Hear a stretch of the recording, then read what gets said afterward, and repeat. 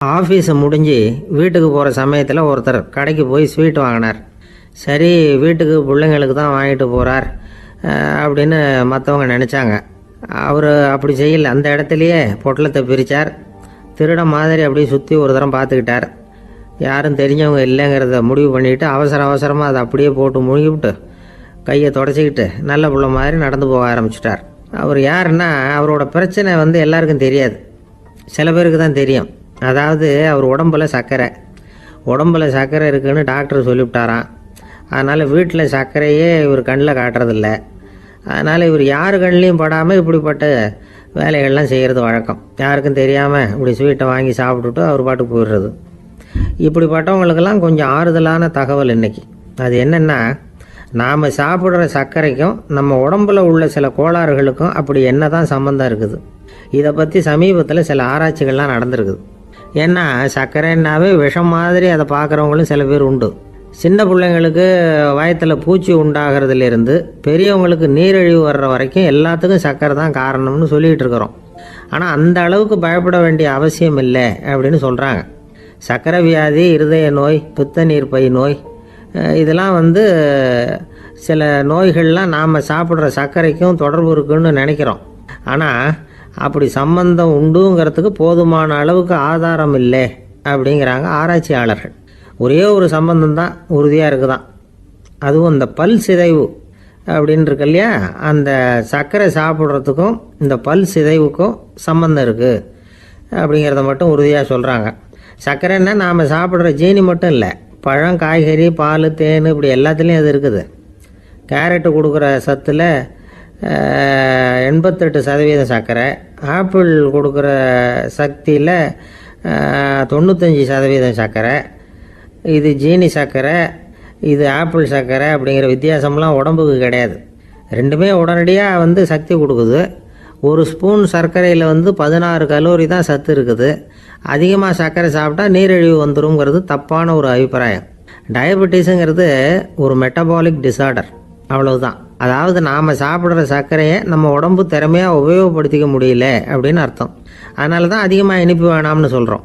ஏற்கனவே உடம்பால் முடியாத ஒன்றை மறுபடியும் அது தலையில் சுமத்தி அதிகமாக வேலை வாங்க வேணாமே அப்படிங்கிறதுக்காக தான்.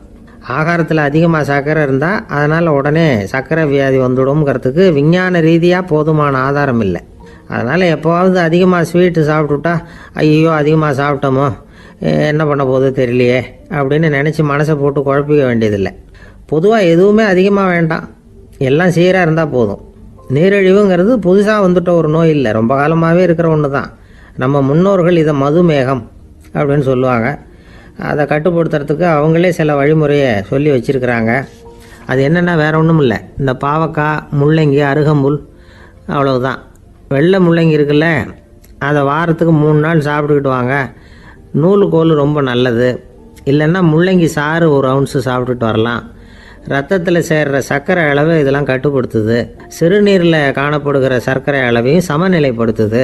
தினமும் ஆகாரத்தில் கோதுமை, கேழ்வரகு, வெந்தயம், கருவேப்பிலை, சோயாபீன்ஸ் எது கிடைக்குதோ சேர்த்துக்கலாம். இப்படிலாம் செஞ்சுக்கிட்டு வந்தால் அப்புறம் வீட்டுக்கு தெரியாமல் கடையில் போய் நின்றுக்கிட்டு ஸ்வீட் வாங்கி திருட்டுத்தனமாக சாப்பிட வேண்டிய அவசியமே உங்களுக்கு வராது. 2 ஆசாமிகள் கடற்கரையில் உட்காந்து சாவகாசமாக பேசிக்கிட்டு இருந்தாங்களாம். ஒருத்தர் சொன்னார், இன்னொருத்தருக்கு தெரியாமல் ஸ்வீட்டு சாப்பிட்றதே எப்பவும் இடைஞ்சல் தான் சார். நேற்றுக்கு பாருங்கள், அப்படி தான் சாப்பிட்டுக்கிட்டு இருந்தேன், வீட்டுக்காரி கண்ணில் போட்டுவிட்டுது, அதுக்கப்புறம் ஒரே ரகலையாக போச்சு அப்படின்னாராம். எனக்கு கூட அப்படி தான் சார் ஆகிட்டுது, ஒரே ரகலை அப்படின்னாராம் இன்னொருத்தர். நீங்கள் சாப்பிட்டதும் உங்கள் வீட்டுக்காரங்க கண்ணில் போட்டுவிட்டுதா சார் அப்படின்னு கேட்டிருக்காரு இவர். அதுக்கு அவர் சொன்னாராம், அப்படி இல்லை சார், கடைக்காரர் கண்ணில் போட்டுவிட்டுதோ, நான் அவருக்கு தெரியாமல் அந்த ஸ்வீட்டை அவர் கடையிலேருந்து எடுத்திருந்தேன் அப்படின்னு விளக்கம் கொடுத்தாராம் இந்த ஆள். ஒருத்தர் முகத்தை தொங்க போட்டுக்கிட்டு ஒரு மாதிரியாக வந்தார். என்ன விஷயம்னு விசாரித்தேன். என்னுடைய நண்பன் ஒருத்தங்கிட்ட கருத்து வேறுபாடு, இனிமேல் நமக்குள்ளே எந்த சம்மந்தமும் வேணாம்னு நட்பை முறிச்சிட்டு வந்துட்டேன்னா. நண்பர்கள்னு இருந்தால் கருத்து வேறுபாடு வரத்தான் செய்யும்னு. கருத்து வேறுபாடு வராமல் இருக்கிறதுக்கு ஏதாவது வழி உண்டா அப்படின்னு கேட்டாங்க. அதை பற்றி நிபுணர்கள் சில யோசனைகளை சொல்லியிருக்கிறாங்கன்னு. முதல் விஷயம் என்னென்னா, உங்கள் நண்பனுக்கு ஒரு செய்தி சொல்லணும்னா அதை நீங்களே நேரடியாக சொல்லுங்கள், அல்லது உங்கள் கைப்பட கடிதம் எழுதுங்க. அதாவது நேரடி தொடர்பு முக்கியம். அதை விட்டுட்டு இன்னொருத்தர் மூலமாக நண்பர்களுக்கு செய்தி அனுப்புனா நீங்கள் சொல்கிற செய்தி அப்படியே போய் சேராது. அது சேதமாயிடும். கூட்டி குறைச்சி சொல்லிவிடுவாங்க. அது குழப்பத்தில் கொண்டாந்து விட்டுரும். இது ஒரு யோசனை. ரெண்டாவது யோசனை என்னென்னா, நீங்கள் ஒரு நல்ல காரியத்தை செய்யும் பொழுது உங்கள் நண்பரையும் சேர்த்துக்குங்க. அவருக்கும் அதில் ஒரு ஈடுபாட்டை உருவாக்குங்க. மூணாவது யோசனை, நம்ம பக்கத்தில் இருக்கிற நண்பர் மகிழ்ச்சி அடைகிற மாதிரி ஏதாவது செய்யணும். சின்ன சின்ன செயல்களாக இருந்தாலும் பரவாயில்ல, அவர் நமக்கு எதுவும் செய்யலையே, நாம் எதுக்கு செய்யணும் அப்படின்னு நினச்சிக்கிட்டு இருக்கக்கூடாது. நாலாவது யோசனை என்னென்னா, உங்களுக்கு ஒரு பிரச்சனையா அல்லது உங்கள் நண்பருக்கு ஒரு பிரச்சனையா, எதுவாக இருந்தாலும் 2 பேரும் சேர்ந்து உட்காந்து ஆலோசனை பண்ணுங்கள். நம்ம யோசனையும் கேட்கப்படுதே அப்படிங்கிற நினைப்பே அவருக்கு ஒரு மன நிறைவை உண்டாக்குமா. 5வது யோசனை, உங்கள் நண்பர் ஏதோ ஒரு காரியத்தை செய்கிறார், நீங்கள் உடனே அவசரப்பட்டு நீ செய்கிறது தப்புன்னு தீர்ப்பு சொல்லக்கூடாது. அவர் அதை செய்யறதுக்கான நியாயங்கள் எவ்வளவோ இருக்கும், அதை புரிஞ்சுக்கிறதுக்கு முயற்சி பண்ணணும். 6வது யோசனை, உங்கள் நண்பர் என்ன சொன்னாலும் அதை பொறுமையாக கேளுங்க. அவர் சொல்கிறத புரிஞ்சுக்கணும், அவர் சொல்ல விரும்புகிறத புரிஞ்சுக்கணும், அவர் சொல்ல முடியாமல் தவிக்கிறதையும் புரிஞ்சுக்கணும். இப்படி 3 விதமாகவும் அவரை புரிஞ்சுக்கிட்டு அதுக்கு தகுந்த மாதிரி செயல்படணும். 7வது யோசனை என்னென்னா, உங்கள் நண்பர் உங்ககிட்ட ஏதோ ஒரு கருத்தை சொல்கிறார், அது உங்களுக்கு பிடிக்கல, அதுக்காக உடனே நீ சொல்கிறது சரியில்லை, நான் ஒத்துக்க மாட்டேன் அப்படின்லாம் மறுத்துக்கிட்டு இருக்கக்கூடாது. அவர் சொல்கிறத கேட்கணும், பொறுமையாக சிந்திக்கணும், அதுக்கப்புறம் பதில் சொல்லணும். இப்படிலாம் நடந்துக்கிட்டால் நண்பர்களுக்குள்ள கருத்து வேறுபாடு வர்றதுக்கு வாய்ப்பே இருக்காது அப்படின்னு வல்லுநர்கள் தொகுத்து சொல்லியிருக்கிறாங்க இந்த யோசனைகளை. எனக்கு தெரிஞ்ச சில நண்பர்கள் உண்டு, அவங்களுக்குள்ளேயும் கருத்து வேறுபாடுகள் வராமல் இருக்கிறதுக்கு சில நுட்பங்களை கையாளுறது உண்டு. ஒருத்தர் சொன்னார், அந்த டாக்டர் சின்ன வயசுலேருந்து என் கூட பழகினவர், நாங்கள் 2 பேரும் இணை பிரியாத நண்பர்கள். இருந்தாலும் எனக்கு உடம்பு சரியில்லைன்னா நான் அவர்கிட்ட வைத்தியம் பார்த்துக்க மாட்டேன் அப்படின்னார் ஒருத்தர். ஏன் அப்படின்னு கேட்டேன். எங்கள் நட்பு கெட்டுப்படக்கூடாது இல்லையா, அதனால தான் அப்படின்னாரு இவர். ஒரு நண்பர் அவசரமாக என்கிட்ட ஓடி வந்தார். அப்புறம் சொன்னார், என்னால் நம்பவே முடியல சார், என் பையனா அப்படி அப்படின்னு சொல்லி ஆச்சரியப்பட்டார். உங்கள் பையன் அப்படி என்ன தான் செஞ்சுட்டான் அப்படின்னு கேட்டேன். என்னால் முடியாத ஒரு காரியத்தை அவன் செஞ்சுட்டான் சார் அப்படின்னார். அது என்னன்னு தான் சொல்லுங்களேன். என்ன 5வது வகுப்பில் அவன் ஒரே தடவையில் தேறிட்டான் சார், அதாவது ஒரே அட்டம்ப்டில் பாஸ் ஆகிருக்கான் அப்படின்னார் மூச்சு வாங்க. கஷ்டப்பட்டு பரீட்சை எழுதுனது அவன், இவருக்கு ஏன் மூச்சு வாங்குது? நம்மால் செய்ய முடியாத ஒரு காரியத்தை இன்னொருத்தர் செய்யும் பொழுது அது நமக்கு ஆச்சரியமாக இருக்குது. சர்க்கஸ் பார்க்குறோம், ஒருத்தர் அந்த இடத்துல தொங்குறார், அது நமக்கு ஆச்சரியம். ஏன்னா அது நம்மால் முடியாத காரியம். நம்மால் முடியாத ஒன்றை அடுத்தவர் எளிதாக செய்யும் பொழுது நாம் மருள்வது இயற்கை. இதை தான் தொல்காப்பியம் மருட்கை அப்படின்னு சொல்லுது. இந்த வியப்பு இருக்குதே, இது 4 வகையில் ஏற்படுறதாக தொல்காப்பியம் சொல்லுது. அது என்ன 4 வகை? முதல் வகை எப்படின்னா, புதுமையான அரிய செயல்களை செய்கிறது. 2வது வகை என்னென்னா பெரும் செயல்களை செய்கிறது. 3வது வகை என்னென்னா மிக நுட்பமான செயல்களை செய்கிறது. 4வது வகை என்னென்னா ஆக்கம் தரும் செயல்களை செய்கிறது. புதுமை, பெருமை, சிறுமை, ஆக்கமோடு மதினம் சாலா மருட்கை 4 அப்படிங்கிறது தொல்காப்பியம். இன்றைக்கி விஞ்ஞானம் புதுசு புதுசாக எதையோ கண்டுபிடிக்குது. ஆரம்பத்தில் அது ஆச்சரியமாக இருக்குது, அப்புறம் அது நமக்கு பழகி போயிடுது. வானொலி பெட்டி புதுசாக வந்தப்போ ஒரு பெட்டி பேசுதுங்கிறது எவ்வளோ பெரிய ஆச்சரியம். இப்போ யாரும் அதை ஆச்சரியமாக பார்க்குறதில்ல. மதினம் சாலா மருட்கை அப்படின்னு ஒரு சொற்றொடர் வருது பாருங்கள், அதில் கருத்தாழம் உண்டு. எதை பற்றியும் போதுமான அளவு புரிந்து கொள்ளாத போது ஒருத்தர் ஆச்சரியப்படுறார். புரிந்து கொண்ட பிறகு ஆச்சரியம் மறைஞ்சு போயிடுது. மிக நுட்பமான செயல்களும் நம்ம ஆச்சரியப்பட வைக்கும். ஒரு அரிசியில் ஒரு திருக்குறளை எழுதி காட்டுறாங்க, ஒரு முட்டை ஓட்டுக்குள்ளே ஓவியம் தீட்டி காட்டுறாங்க. கருங்கல் சிற்பங்களில் எவ்வளவு நுட்பமான வேலைப்பாடுகளை எல்லாம் பார்த்து ஆச்சரியப்படுறோம். இது மாதிரி ஆக்கப்பூர்வமான அரிய செயல்களை செய்கிறது கூட வியப்பை உண்டு பண்ணும். குப்பை கூலங்களை கூட வாழ்க்கைக்கு பயன்படுகிற பொருளாக மாற்றுகிறவர்கள் இருக்காங்க, அவர்களுடைய செயல் வியப்பு அளிக்குது. இடைக்காட்டு சித்தர் பாடின 30 நூலில் வர்ற ஒரு பாடல், ஆற்றல் பிறர் அறிதலின் அகம் கிளர்வு உறுதலின் கற்று அறி பாணர் கெழுமிய கோடலின் தோற்றம் உருகவே போற்றல் சால் வியப்பே.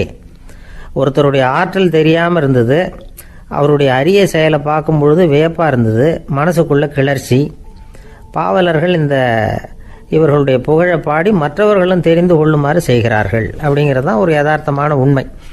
ஆக எல்லா வகையிலும் மக்கள் தங்களுடைய வாழ்க்கையில் முன்னேறுவதற்கான வழிகாட்டுகிற ஒரு மெய்ப்பாடு தான் வியப்புங்கிறது. இந்த காலத்தில் நம்ம எப்படியெல்லாம் ஆச்சரியப்பட வைக்கிறாங்க. ஒரு ஆளை பிடிச்சி ஜெயிலில் கொண்டு வந்தாங்க. ஜெயில் அதிகாரி அவனை ரொம்ப ஆச்சரியமாக பார்த்தாரான். இவன் கேட்டான், ஏன் சார் அப்படி பார்க்குறீங்க, நான் இப்போ இங்கே வர்றது உங்களுக்கு ஆச்சரியமாக இருக்குதா அப்படின்னு கேட்டிருக்கான்.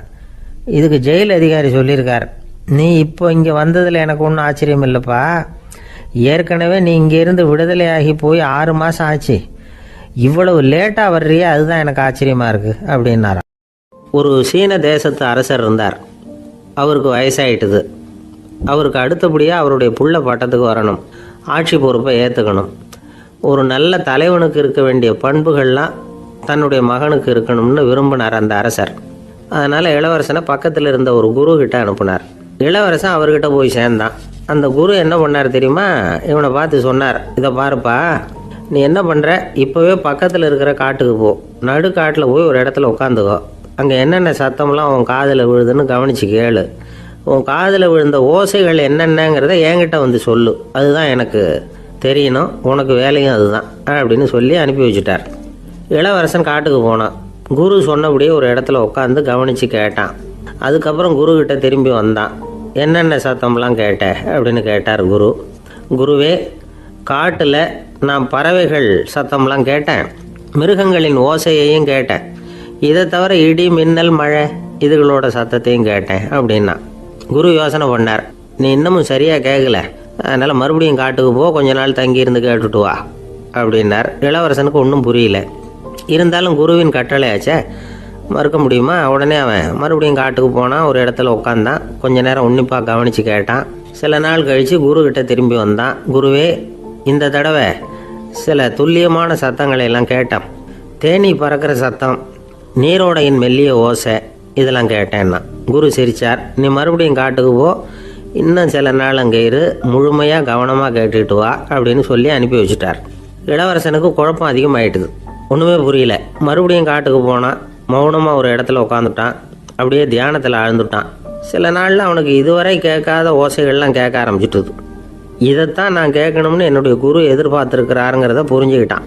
உடனே குருக்கிட்ட ஓடனான். குருவே, இந்த தடவை காதுகளுக்கு கேட்க முடியாத சில ஓசைகளை கூட என்னால் உணர முடிஞ்சுது. பூ மலருகிற ஓசை, சூரியனால் பூமி சூடாகிறப்போ எழுகிற ஓசை, காலை பனித்துளி இந்த புல்லுலாம் குடிக்கிற ஓசை, இது எல்லாம் என்னால் நல்லா கேட்க முடிஞ்சுது அப்படின்னா. குருவுக்கு இப்போ தான் திருப்தி ஏற்பட்டு தான். இளவரசனை பார்த்து சொன்னார், இதை பாருப்பா, இப்போ தான் நாட்டை ஆளுகிற தகுதி உனக்கு வந்திருக்குது அப்படின்னு சொல்லி அதுக்கு விளக்கமும் கொடுத்தாராம். எந்த அரசன் தன்னுடைய மக்களின் இதயம் பேசுகிற மௌன மொழியை, மௌன வார்த்தைகளை கேட்குறானோ அவன்தான் ஆள தகுதி உள்ளவன். எந்த அரசன் தன்னுடைய மக்களின் உணர்ச்சிகளை உண்மையாக உணர்றானோ அவன்தான் முதன்மையான அரசன். போலி வார்த்தைகளை மட்டும் கேட்டுட்டு பல மௌன ராகங்களை காதில் வாங்கிக்காதவன் அரசனே இல்லை.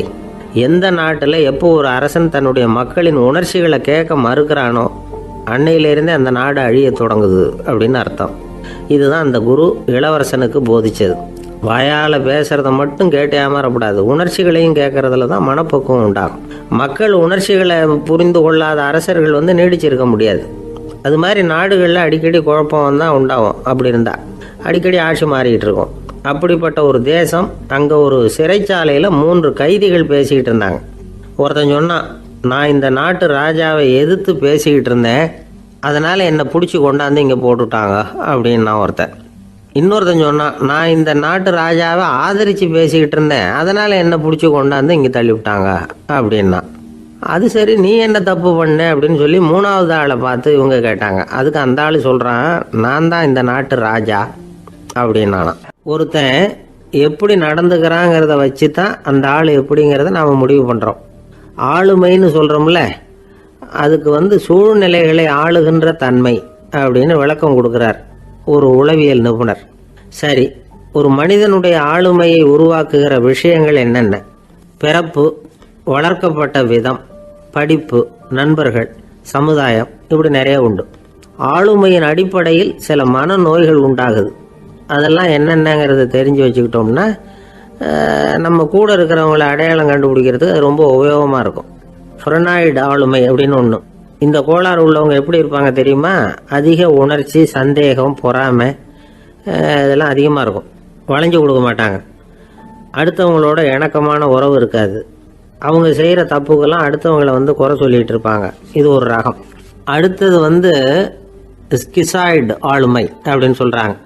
இந்த கோளாறு உள்ளவங்க அடுத்தவங்களோட பழக கூச்சப்படுவாங்க. சின்ன வயசுலேயே இது ஆரம்பமாயிடுது. பகல் கனவுலேயே சஞ்சரிப்பாங்க. அவங்களுடைய விரோதம், கோபம் இதை கூட வெளியில் காட்டிக்க முடியாமல் இருப்பாங்க. இவங்களுக்கு அகமுகம், பிரச்சனைகள்லேருந்து ஒதுங்கி எதுலேயும் ஈடுபாடு இல்லாதவங்களாக இருப்பாங்க. இப்படி ஒரு ரகம். அடுத்தது சைக்ளோதமிக் ஆளுமை அப்படின்னு சொல்கிறாங்க. அது என்னென்னா, உணர்ச்சிகளில் ஏற்றத்தாழ்வு அதிகமாக இருக்குமா. சில சமயம் பார்த்தா மகிழ்ச்சியாக இருப்பாங்க, சில சமயம் சோகமாக உட்காந்துருப்பாங்க. அவங்க மனநிலைக்கு தகுந்த மாதிரி சமூக நிகழ்ச்சிகளில் பங்கெடுத்துக்குவாங்க. இன்னொரு வகை என்னென்னா எண்ணப்பீடிகை ஆளுமை அப்படின்னு பேர் வச்சிருக்கிறாங்க. அதுக்கு இவங்களுக்கெல்லாம் கரெக்டாக இருக்கணும், எல்லாம் சட்டத்திட்டம் இதுலேயும் ஒரு ஒழுங்குமுறை, இப்படி எதிர்பார்க்குற மனோபாவம். இவங்க எதிர்பார்ப்புக்கும் வரன்முறைக்கும் மற்றவங்க கட்டுப்படணும்னு நினைப்பாங்க. இந்த நிலைமை நீடிச்சா என்ன ஆகும் தெரியுமா? அலைக்கழிக்கிற எண்ணங்கள் திரும்ப திரும்ப ஒரே செயலை செய்ய தூண்டுற மன தளர்ச்சிக்கு ஆளாயிடுறாங்க. அடுத்தது ஹிஸ்டீரியா ஆளுமை. சின்ன விஷயத்தையெல்லாம் பெருசுப்படுத்தி நாடகமாக்குற நடிகர்கள் இவங்க. உணர்ச்சி அதிகம் உள்ளவங்க. இவங்க மன எழுச்சியில் பக்குவமின்மை, குழந்தைத்தனம், முதிர்ச்சியின்மை எல்லாம் இருக்கும். தன்னலம் மிக்க குணம். பிறர் தன்னை மட்டுமே கவனிக்கணும்னு நினச்சி செயல்படுறது, இதெல்லாம் இவங்க அடையாளம். அடுத்த ரகம் எப்படின்னா வளர்ச்சியற்ற ஆளுமைன்னு சொல்கிறாங்க. அடுத்தவங்களோட இணங்கி போக முடியாதவங்க, அறிவு, மன எழுச்சி, சமூக உறவு இதில் எல்லாம் போதுமான வளர்ச்சியையும் நிறைவையும் பெற முடியாதவங்க. இவங்களால வாழ்க்கையில் முன்னேற முடியாது. பிச்சைக்காரங்க, குற்றவாளிகள் இவங்ககிட்டெல்லாம் இது மாதிரியான ஆளுமை அதிகமாக இருக்குமா. அடுத்தது என்னென்னா சோர்வுடைய ஆளுமை. எதுலேயும் உற்சாகம் இல்லாமல் சோர்ந்து போயிருப்பாங்க. அதுக்கெல்லாம் நமக்கு வலிமை இல்லைப்பா அப்படின்னு சொல்லிட்டு இருப்பாங்க. சின்ன விஷயங்களுக்கெல்லாம் அதிர்ச்சி அடையிறது, வாழ்வின் சுவையை அனுபவிக்க முடியாதவங்க. இன்னொரு ரகம் இது கொதித்தெழும் ஆளுமைங்கிறாங்க. எதுக்கு எடுத்தாலும் ஆத்திரம், குரோதம், வன் செயல் இதிலெல்லாம் ஈடுபாடு, இப்படி உள்ளவங்க. நத்தை வகை ஆளுமை அப்படின்னு ஒன்று. அடுத்தவங்க மேலே விரோதம் இருக்கும், அடிக்கணுங்கிற எண்ணம் இருக்கும். ஆனால் அதை அப்படியே வெளியில் காட்டாமல் அதே சமயம் அமைதியான முறையில் வெறுப்பை வெளிக்காட்டுற ரகம். இவங்கெல்லாம் பேசாமல் கம்முன்னு இருந்துக்கிட்டே நினைச்சதை நிறைவேற்றிக்கிடுவாங்க. முன்ஜாக்கிரதை ஆளுமை அப்படின்னு ஒரு ரகமா. பாதுகாப்பின்மை, சந்தேகம், முழுமையின்மை, அறவேக்காட்டுத்தனம் இந்த மனப்போக்கு அதிகமாக இருக்கிறதுனால அகம்பாவம், புடிவாதம், எச்சரிக்கை எல்லாம் அளவுக்கு மீறி இருக்கும். இதுவரைக்கும் நாம் பேசிக்கிட்டு இருந்த ஆளுமை பண்புகள் அளவுக்கு அதிகமாக போயிட்டுதுன்னா ஆளுமை கோளாறுகள் ஏற்படும். அதன் அடிப்படையில் மனவியாதிகள் வருமா. அதனால் இணக்கமான, எல்லாரும் விரும்புகிற இயல்பான ஆளுமையை பெறுவதற்கு நாம் முயற்சி செய்யணும் அப்படிங்கிறது மனோதத்துவ நிபுணர்களுடைய ஆலோசனை. ஒருத்தர் ஒரு மனோதத்துவ டாக்டரை தேடிட்டு வந்தாராம். டாக்டர், எனக்கு மனசில் ஏதோ வியாதி, ஆளுமை கோளாறு, அதாவது எனக்கு சீக்கிரமாக செத்து போனால் தேவையில்லைன்னு தோணுது அப்படின்னாராம். உடனே அந்த டாக்டர், சரி அப்படின்னா இங்கே இருங்க, நான் வைத்தியம் பார்க்குறேன் அப்படின்னாராம். ஒரு அம்மா தெருவில் உட்காந்து என்னத்தையோ தேடிட்டு இருக்கிறாங்க. அந்த அம்மா ஒரு சுஃபி ஞானி. அவங்க பேர் என்னன்னா ரபியா அல் அடாவியா. அந்த அம்மாவுக்கு கண் கூட தெளிவாக தெரியாது. அந்த பக்கமாக வந்த சில பேர் இவங்களுக்கு உதவி செய்கிறதுக்காக வந்தாங்க. என்ன தேடிட்டு இருக்கிறீங்க அப்படின்னு கேட்டாங்க. இதுக்கு அந்த அம்மா, அந்த கேள்வி அவ்வளோ முக்கியத்துவம் இல்லை, நான் தேடிட்டு இருக்கிறேன், உங்களால் முடிஞ்சால் எனக்கு உதவி பண்ணலாம் அப்படின்னாங்களாம். உதவி செய்ய வந்தவங்களுக்கு ஆச்சரியம். எதை தேடுறோங்கிறது தெரியாமல் இப்படி ஏன் நேரத்தை செலவழிக்கிறீங்க, நாங்கள் எப்படி உங்களுக்கு உதவ முடியும், எங்களுக்கு ஒன்றும் புரியலையே அப்படின்ட்டுருக்காங்க. சரி, உங்களை திருப்தி பண்ணுறதுக்காக சொல்கிறேன், ஒரு குண்டூசி தொலைஞ்சி போச்சு, அதை தேடுறேன் அப்படின்னாங்களாம் அந்த அம்மா. அதுக்கப்புறம் இவங்களும் சேர்ந்து தேட ஆரம்பிச்சிட்டாங்க. கொஞ்ச நேரம் ஆச்சு, ஒன்றும் கிடைக்கல. உதவி செய்ய வந்தவங்களும் அழுத்து போட்டாங்க. அப்புறம் கேட்டாங்க, பாருங்கம்மா, இது ரொம்பவும் பெரிய தெரு, அகலமான தெரு, அதனால் குறிப்பாக நீங்கள் எந்த இடத்துல அந்த குண்டூசியை தொலைச்சிங்க அதை சொல்ல முடியுமான்னாங்களாம். இதுக்கு அந்த அம்மா, நீங்கள் மறுபடியும் அர்த்தமில்லாத கேள்வியை கேட்குறீங்க, உங்கள் கேள்விக்கும் நான் தேடுறதுக்கும் என்ன சம்மந்தம்னாங்களாம். இதை கேட்டதும் அவங்க ஒரு மாதிரி ஆயிட்டாங்க. என்னம்மா நீங்கள் பைத்தியம் மாதிரி பேசுகிறீங்க அப்படின்னாங்களாம். சரி, உங்களை மறுபடியும் திருப்திப்படுத்துறதுக்காக சொல்கிறேன், அதை நான் எங்கள் வீட்டில் தொலைச்சுட்டேன் அப்படின்னாங்களாம். அப்புறம் எதுக்காக இங்கே தேடிட்டு இருக்கிறீங்க அப்படின்னு கேட்டிருக்காங்க.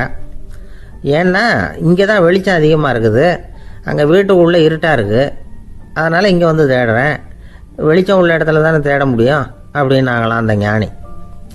இந்த கதைக்கு என்ன அர்த்தங்கிறத பெரியவங்க சொல்கிறாங்க. அதாவது இந்த தேடுதல்ங்கிறது ஒரு வியாதி. அது நம்ம சதா அலைய வைக்கும், பைத்தியமாக மாற்றுறதுக்கு முயற்சி பண்ணோம். ஒரு காலம் அது நிறைவு அடையவே அடையாது. வாழ்வுங்கிறது ஒரு புரிந்து கொள்ள முடியாத சதா இயங்கி கொண்டிருக்கிற ஒரு செயல். அதுக்கு ஆரம்பமும் இல்லை, முடிவும் கிடையாது. எதையோ தேடணும் அப்படிங்கிற உந்துதல் நமக்குள்ளே இருக்கும், ஆனால் குறிப்பாக எதை தேடிட்டு இருக்கிறோம் அப்படிங்கிறது புரியாது. அப்படி ஏதாவது ஒன்றை தேடி அடைஞ்சிடுறோம்னு வச்சுக்கோங்க, உடனே ஒரு அதிருப்தி வந்துடும். அதனால் வாழ்க்கைங்கிறது சலிப்பு நிறைந்தது அப்படிங்கிற எண்ணத்தை உண்டாக்கிக்கிறோம். ஒன்று அடைஞ்சதுக்கு அப்புறம் இன்னொன்று தேட ஆரம்பிச்சிருவோம். ஆக இந்த தேடல்ங்கிறது நாம் ஒன்று அடைஞ்சாலும் அடையாவிட்டாலும் தொடர்ந்து நடந்துக்கிட்டு தான் இருக்கும். இதுக்கு முடிவே கிடையாது. இந்த உண்மையை நாம் நல்லா புரிஞ்சுக்கணும் அப்படிங்கிறது பெரியவங்களுடைய கருத்து. ஏழையும் தேடுறான், பணக்காரனும் தேடுறான், நோயாளியும் தேடுறான், நோய் இல்லாதவனும் தேடுறான், அதிகாரம் உள்ளவனும் தேடுறான், அதிகாரம் இல்லாதவனும் தேடுறான், முட்டாளும் தேடுறான், அறிவாளியும் தேடுறான்.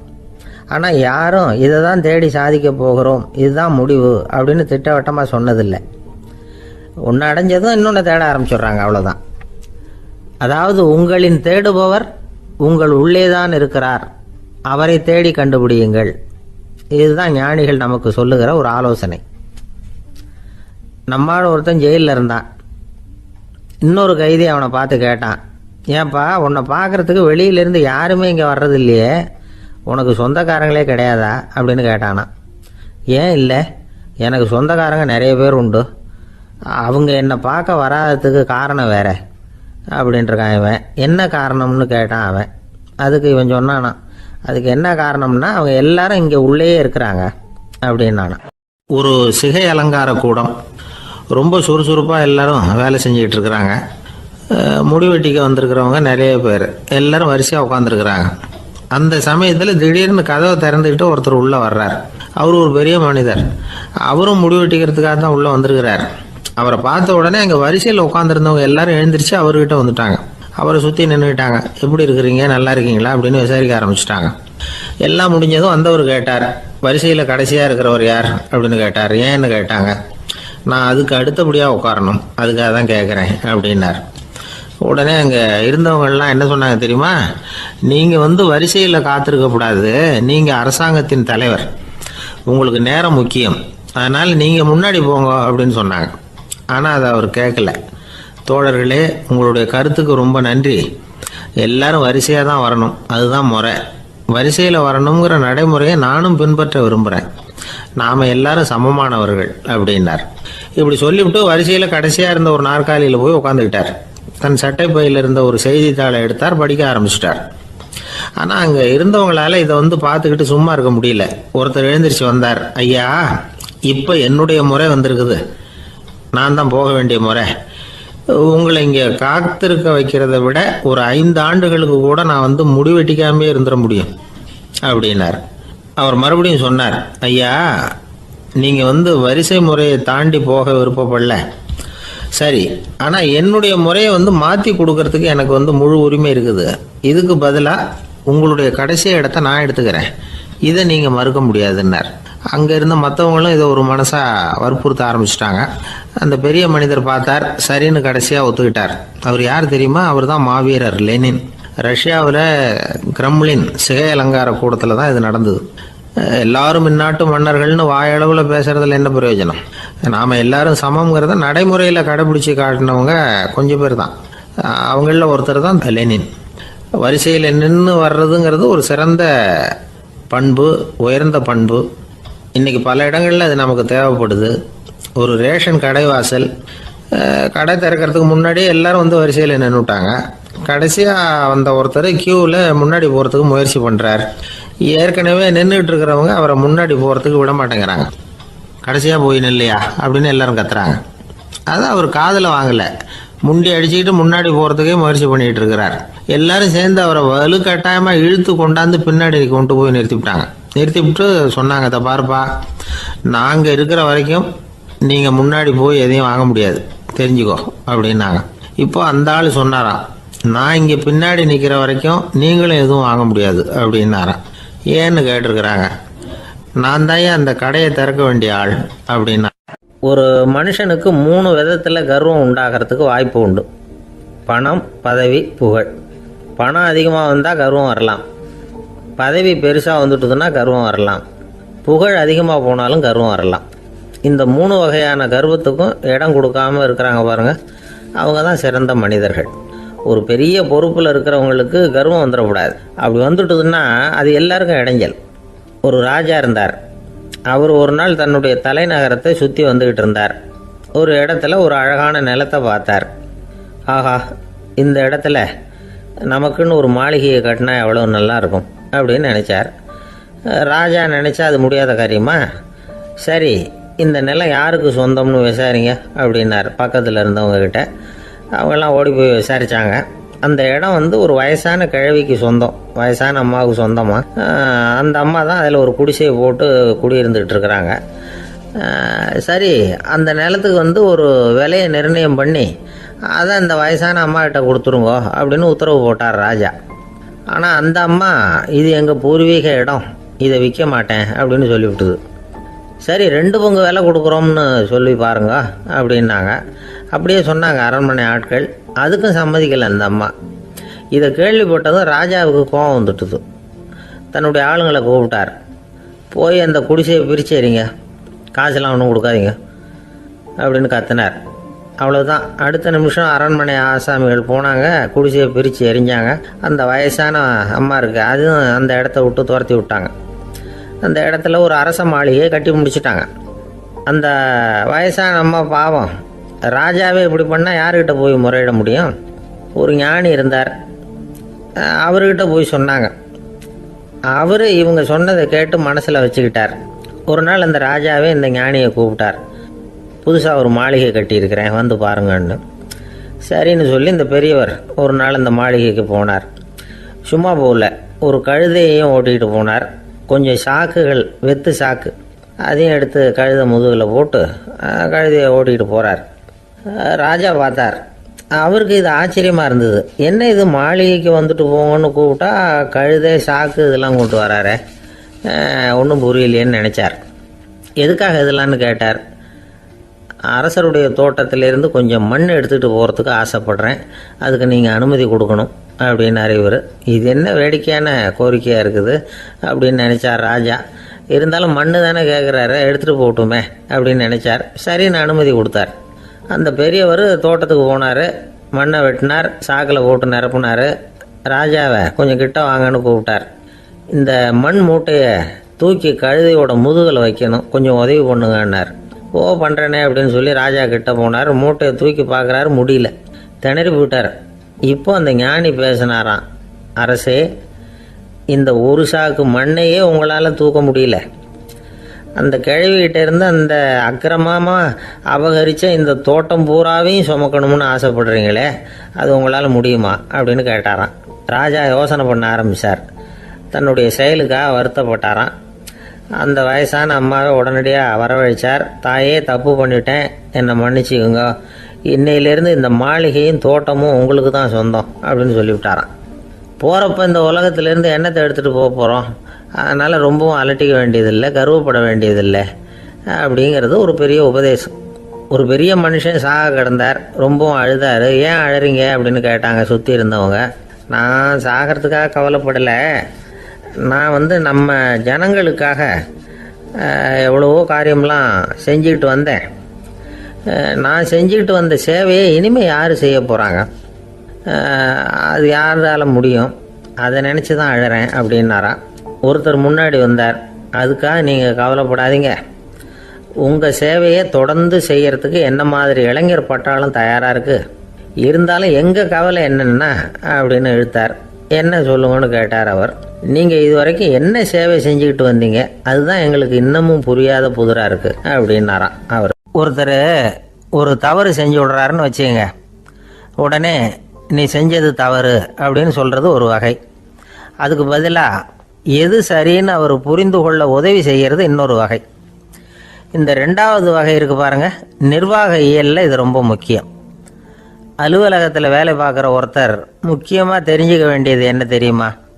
சக ஊழியர்கள்கிட்ட எப்படி பழகணும், மேலதிகாரிகள்கிட்ட எப்படி பழகணும், தனக்கு கீழே வேலை செய்கிறவங்க கிட்ட எப்படி பழகணும், வாடிக்கையாளர்கள்கிட்ட எப்படி பழகணும், இவங்க எல்லார்கிட்டையும் செம்மையான உறவை ஏற்படுத்திக்கிறது எப்படி, இதையெல்லாம் சொல்லிக் கொடுக்குற பாடம் தான் இன்டர் பர்சனல் ஸ்கில், திறமையான உறவு அப்படிங்கிறது. எந்த வேலையில் இருந்தாலும் சரி, இந்த உறவுகளை வளர்க்கும் திறன் உள்ளவங்க சீக்கிரம் முன்னுக்கு வந்துடுறாங்க. மற்றவங்க கிட்ட உறவை பலப்படுத்திக்கிறது எப்படி அப்படின்னு தெரிஞ்சுக்கிட்டோம்னா எந்த ஒரு தடையையும் சுலபமாக தாண்டி செய்கிற தொழிலில் முன்னுக்கு வந்துடலாம். ஹார்வர்டு பல்கலைக்கழகத்தில் ஒரு கணக்கெடுப்பு பண்ணி பார்த்தாங்களாம். பார்க்குற வேலையில் எது மாதிரி குணாதிசயம் உள்ளவங்க வேகமாக முன்னுக்கு வர்றாங்க அப்படின்னு தெரிஞ்சுக்கிறதுக்காக இந்த கணக்கெடுப்பு. வெவ்வேறு துறையில் வேகமாக முன்னுக்கு வந்திருக்கிற பல பேரை சந்தித்து இந்த சர்வேயை நடத்தியிருக்கிறாங்க. அவங்க கண்டுபிடிச்சி சொல்லியிருக்கிற உண்மை என்ன தெரியுமா? ஒருத்தர் ஒரு வேலையில் இருந்தால் அது சம்பந்தப்பட்ட சப்ஜெக்ட் பற்றிய அறிவு 35% இருந்தால் போதுமா. ஆனால் உறவுகளை வளர்க்கக்கூடிய திறன், இன்டர் பர்சனல் ஸ்கில்லு 65% வேணும். இப்படி உள்ளவங்க சீக்கிரம் முன்னுக்கு வந்துடுறாங்களாம்.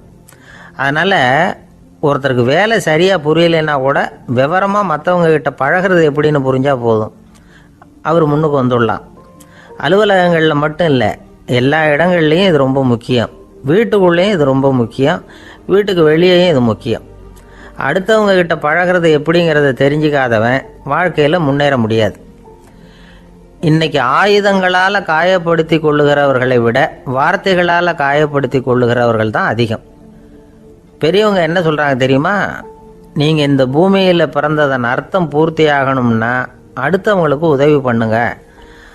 அடுத்தவங்களுக்கு உதவி செய்ய முடியாவிட்டால் கூட பரவாயில்லை, ஆனால் யாரையும் புண்படுத்தி விடாதீங்க அப்படின்னு சொல்கிறாங்க. எனக்கு தெரிஞ்ச ஒருத்தர் ஒரு அலுவலகத்தில் வேலை பார்க்குறார். அவர் சொல்லுவார், எனக்கு இந்த இன்டர் பர்சனல் ஸ்கில் ரொம்ப அதிகம் சார். சக ஊழியர்கள்கிட்ட ரொம்ப சுமூகமாக நடந்துக்குவேன். என் கூட வேலை பார்க்குற ஒருத்தருக்கு ஏதாவது ஒரு கஷ்டம்னா அந்த சமயத்தில் அவர் செய்ய வேண்டிய வேலையை நான் செஞ்சிருவேன் சார் அப்படிம்பார். நான் அவர்கிட்ட சமீபத்தில் அப்படி ஏதாவது செஞ்சுருக்கீங்களா அப்படின்னு கேட்டேன். செஞ்சுருக்கேன் சார். போன வாரம் புதன்கிழமை ஆஃபீஸில் என் பக்கத்து சீட்டுக்காரருக்கு வயிற்று வலி. உடனே